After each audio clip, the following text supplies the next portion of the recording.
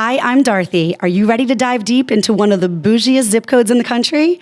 The good, the bad, the ups and downs, the real and the not so real. This is That Greenwich Life.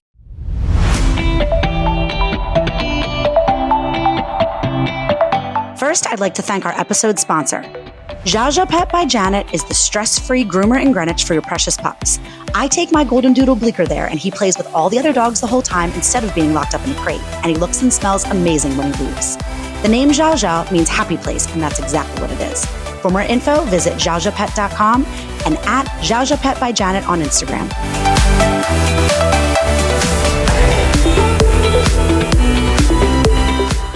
Welcome back to another episode of That Greenwich Life. I'm your host, Dorothy Cascerceri Simone.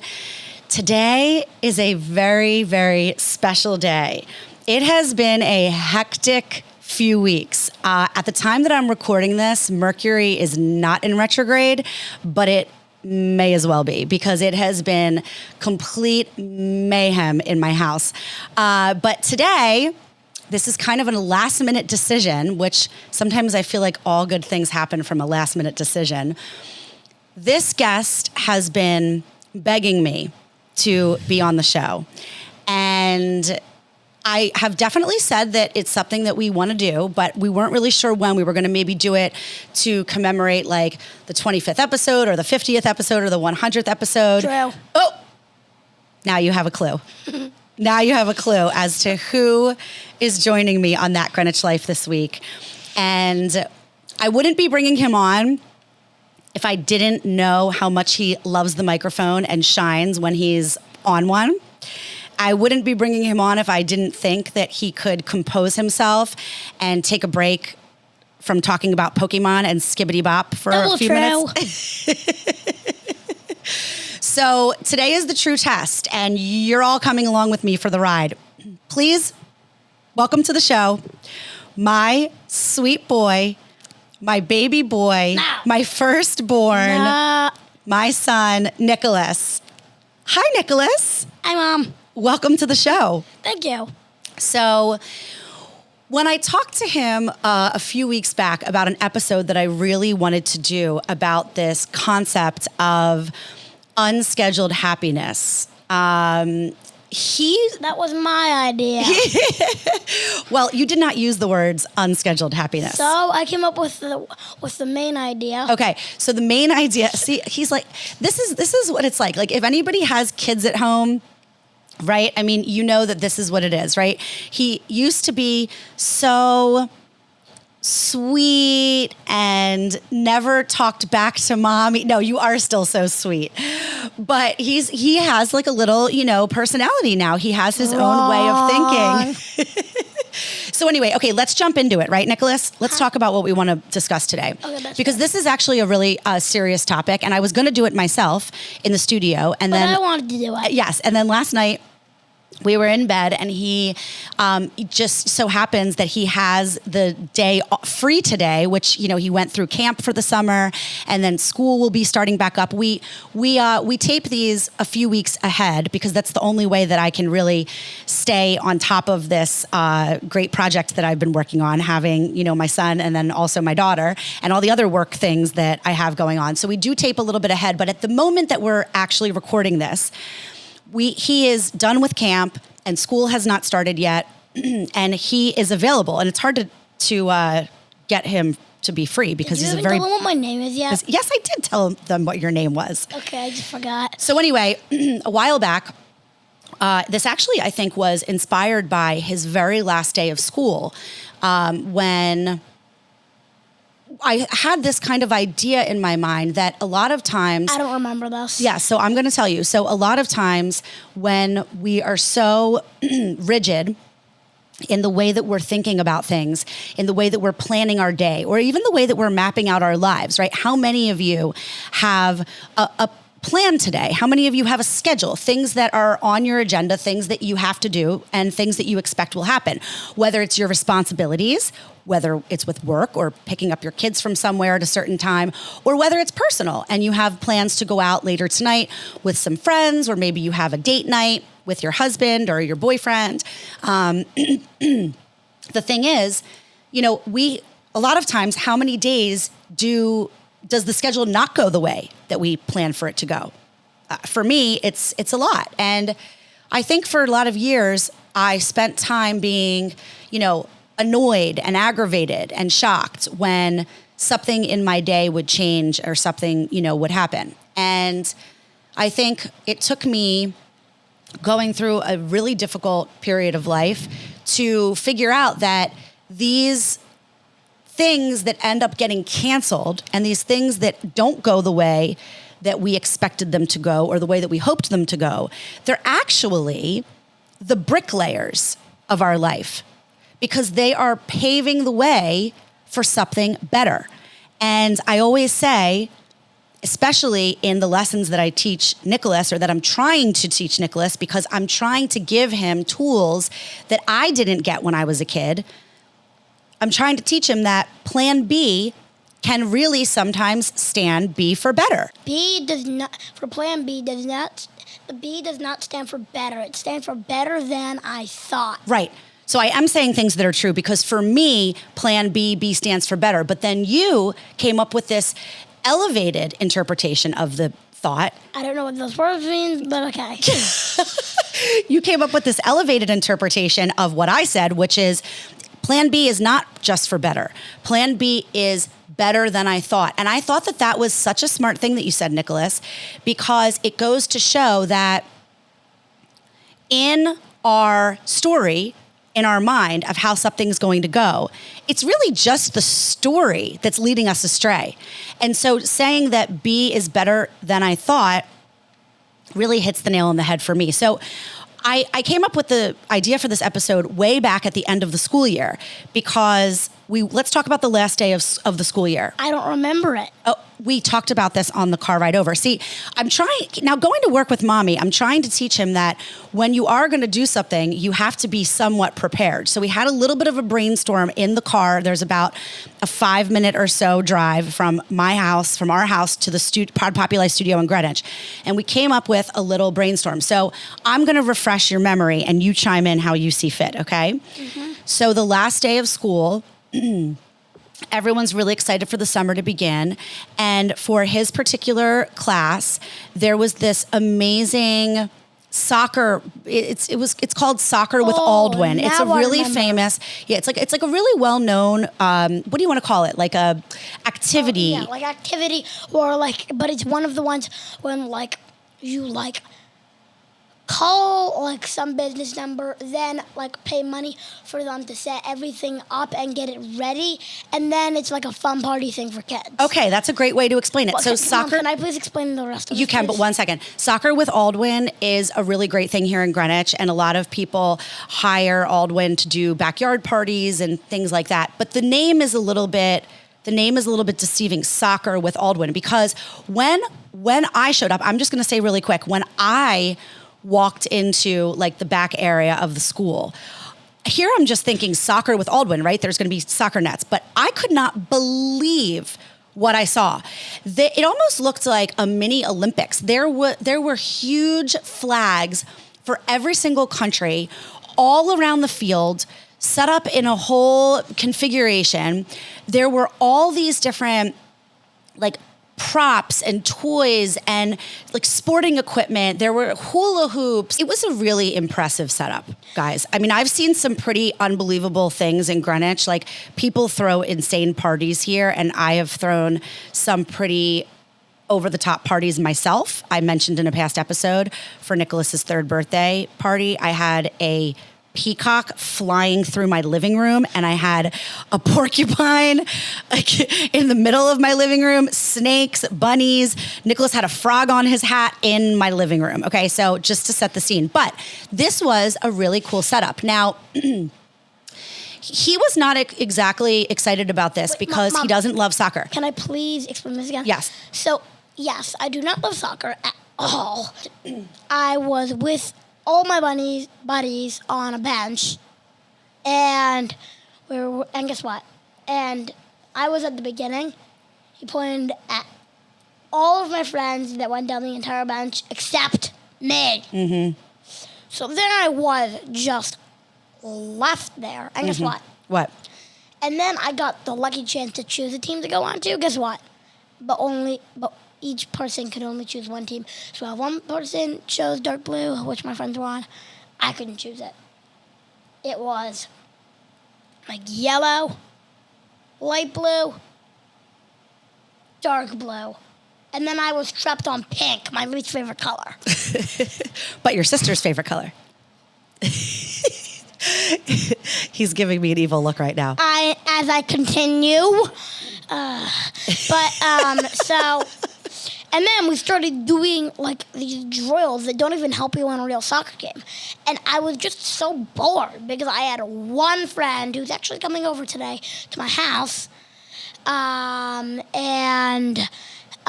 He was just like the only kid on my team that I know. I mean, other than sorry, no. Okay, that's all right. But other than my friend. Yeah. Who was... Because I told him not to mention his friends by name because we like to protect people's privacy on the show. So I'm going to interject for a second here. So So the conversation is going to just flow. You can talk a little bit. I can talk a little bit. We're both going to add things in, okay?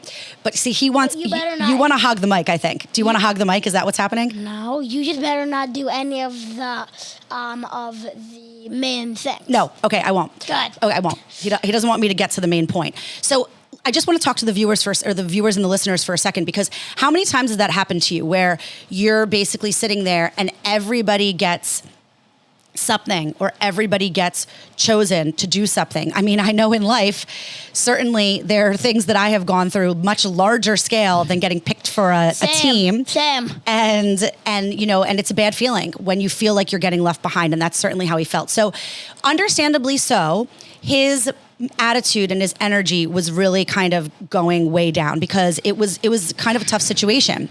And I loved this example though, and I wanted to talk about it on the podcast because it really speaks now. It really speaks to so many different things that we all go through in our life. And so what I told him before I left, because I had to go put the baby down for her nap, because I have at the time she wasn't, but now she's 17 months old. What I told him at the time when I left, what did I tell you when I left at the time, Nick? About your energy and your attitude. It was the very last day of school. It was the start of the summer. The school was so nice to bring this huge, amazing programming in where most schools, kids don't get this lucky. I don't think that was the last day. I think it was the second to last day. Either way. But what did I say to you before I left? I said, honey, I understand how you feel disappointed. Yes. I understand that you wanted to be on the team with your friends. I understand that you didn't want to be on the pink team. You basically got the opposite of all the things that you wanted and that you hoped for. And he was really feeling down about it. And I get it because it's easy to feel that way. And I said to you before I left,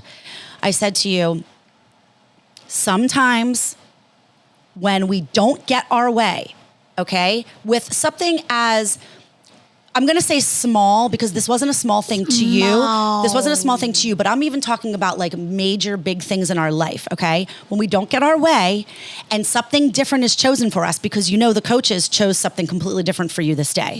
They chose the opposite of what you wanted. How many times have we felt like we have gotten the opposite of what we've wanted? Many. Right? Hold Many. on, Mom. Hold on. Can I just take over for a second? No, yes, you can, but 1 second, let me finish my thought. But the thing is, I said to you before I left, sometimes plan B, which is not what you chose, ends up being better than you expected.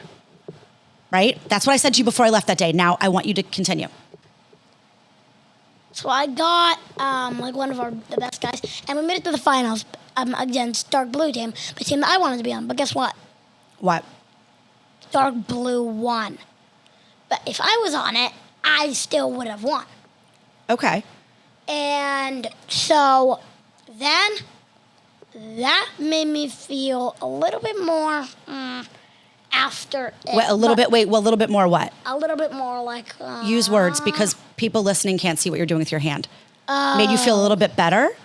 Oh, no, it made me feel a little bit sadder. Oh, a little bit more sad because the team that you really wanted to be on with all the people that you wanted to be with ended up winning. Okay. And if I was that's on salt. it, That's what we call salt in the wound.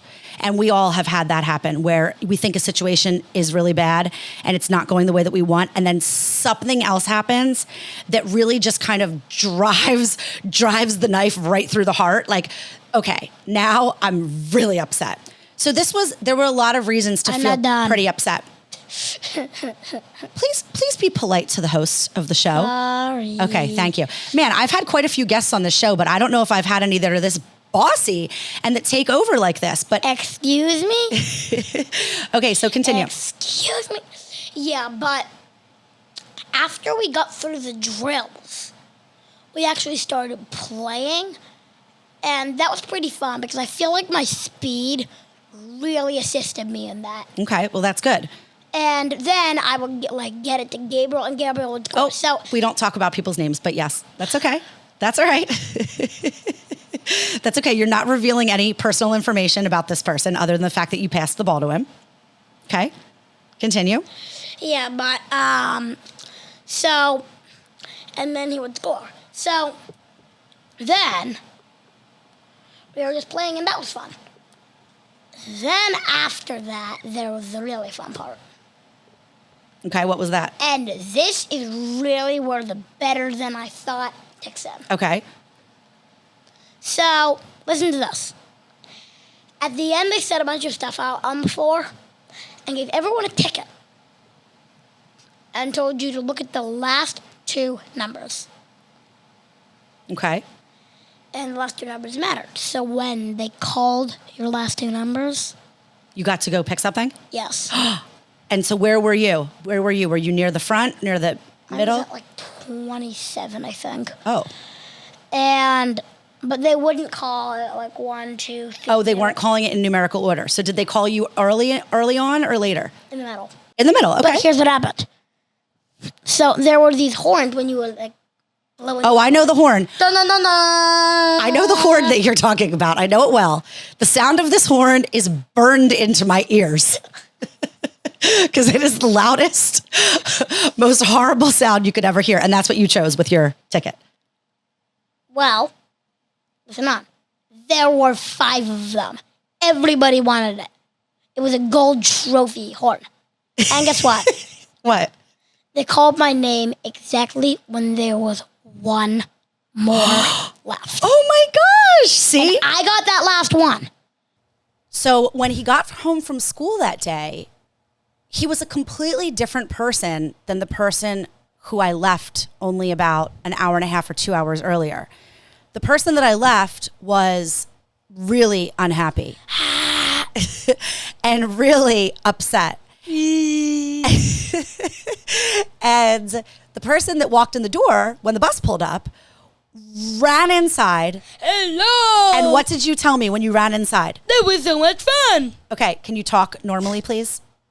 But I'm trying to do it in a happy voice. Okay, well, that was a happy voice. But you came and you said, Mom, I had the absolute best time. It was so awesome. And you said to me that you were thinking that maybe you wanted to consider having soccer with Aldwin for a birthday party because that's how much fun the whole thing was. That's how much fun it ended up being. I said that? I forgot about that. Yes. And so the whole reason that I wanted to talk about this today is because sometimes if we switch our mindset and we don't get so stuck in the disappointment and the frustration and the anger or whatever it might be, then we have an opportunity to actually experience happiness and joy that we weren't even expecting. Unexpected happiness, which goes back to what I said. Bingo, bango. So when I was leaving school earlier, when I said to him, I said, listen, I said, you have an opportunity here to sit and be upset. And by the way, if you are upset and you are disappointed in these situations, you guys, it's completely valid. It's okay. You don't have to just gloss over those thoughts and those feelings. But there's a difference between acknowledging them and just staying in them and staying stuck in them. And that's what I'm trying to push Nicholas to understand the difference between. This is like really high level emotional work. Things that we did not do probably, if you're listening, you probably didn't do this when you were 8 years old, but we're working on it, right, Nick? Mm-hmm. And I said to him when I was leaving, I said, I want you to think about what happened during our trip to Arizona. I want you to think about how things did not go the way that we expected nor the way that we wanted, and yet look what amazing thing came out of it. And we're going to tell this story quickly because we don't have too much time left. But when we went on a road trip in Arizona together back in April over April break, it was such a fun trip, right? Yeah. And as you all know, if you've tuned in before, I'm a travel writer. So I work with a lot of hotels and destinations to cover the property or whatever. So I had this opportunity to go out to the Arizona Biltmore in Phoenix for a couple nights and check out the property and stay there. And we turned it into an epic Sedona and Grand Canyon road trip. And it was really incredible, wasn't it? We had a lot of really amazing memories. Well, can I just tell them my favorite part about Phoenix? Please. And at the Arizona Biltmore in Phoenix, my favorite part was I think it was 50 feet. Oh, yes. The water slide. Yes. Yes. You would go into like a capsule and the floor would drop and you just fall straight down and then go like, and then there's a really fun landing. It goes like, and you go into a top and it goes like, wow. The twist. It's called the twist, and it's a really incredible water slide. And then you walk down the steps and go back up. Mm-hmm. All the steps, and then go right down again. And we could see it. We could see it from our room because we had this amazing poolside terrace room. I went on it at least 100 times. Yeah, that is probably true. But you know what's funny? When you said, can I tell you my favorite part? I thought for sure you were going to say the gelato cup and cone, and I was just about ready to fall out of my chair because literally we did a helicopter tour of the Grand Canyon. We did the pink Jeep tour in Sedona, and we did the UFO tour. And I was thinking, of course, a child goes on a trip and says gelato is the favorite part, but it was the water slide. No, I said my favorite part in Phoenix. Oh, in Phoenix. Oh, excuse me. Look at you. Oh, well, I might have not said that. I think I did. No, you did. You did say that. You're entirely right. Oh, you're entirely right. But anyway, so the thing about this trip, the reason that I brought it up to him at this last day of school event is because we had this entire trip mapped out and I was going to be working with a property in Sedona. So we put together the whole itinerary. I mean, it was pretty complicated to put this itinerary together. If you've ever done a road trip in Phoenix, things are pretty, or not in Phoenix, in Arizona, things are pretty spread out. And I carefully crafted this whole schedule, and we were there for about like 6 days or something. And so what ended up happening... I still want to go back. I know. It was amazing. But what ended up happening was this property that I was supposed to work with in Sedona, something ended up happening, and then they weren't able to accommodate us. And we ended up... Right. And we ended up staying at this, like, last minute. We were like, well, we're not going to go to Sedona. We can't go now. We don't have enough time. And then we just decided... Well, we didn't. I did. I just decided, you know what? I'm just going to stay at this other property, the Arabella. Highly recommend it. It's not your, like, 5-star type resort, but it was amazing. And... we ended up having one of my favorite things that happened on our trip there. When they said that they couldn't accommodate us, I'm like, oh my gosh, I have to reconfigure the entire itinerary. I have to reconfigure the entire itinerary. This is so annoying. Okay. Take a break from the sound effects, please. I have to reconfigure the whole itinerary. I have to figure this all out. I booked all these different tours. Now I have to rebook them. I have to call all these places. I mean, it took a lot of work and coordination to figure this all out. But come hell or high water, I was like, we are going to Sedona because the energy there is something that I really want to experience and connect with. And I know my sweet boy here is very energetically in tune with the universe. He's very sensitive to energy. And so we ended up staying at this other hotel. We were only there for one night. We went to the morning meditation that was part of the hotel's offerings, which this is to tell you a little bit about Sedona. And this fabulous woman took us up on this little lookout with all the red rocks in the distance, and we had the most magical... Nicholas, what do you think? Yep, I know what this one is, and I could tell that it was this one. Yeah, now I remember what it is. So I built this really impressive big cairn. A cairn is a collection of small rocks. Can I explain this, please? Please, yes. It's one of those things when you have a big rock did a smaller rock and a smaller rock and a smaller rock, and everyone always puts another rock on. And it's basically a mountain of rocks, like rock, rock, rock, rock, rock, rock, Okay, rock, we get it. Yep, lots of rocks.